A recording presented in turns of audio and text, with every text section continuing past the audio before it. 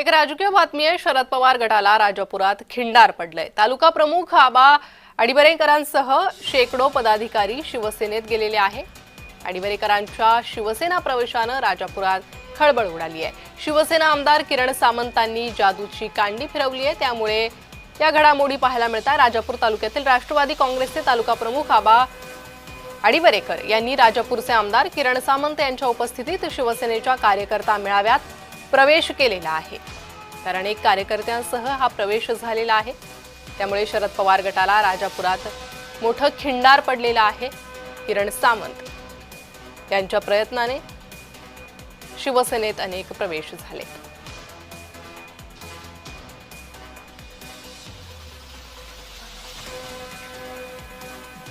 तर शिवसेना आमदार किरण सामंत यांच्या उपस्थितीत हे पक्षप्रवेश संपन्न झालेले आहे।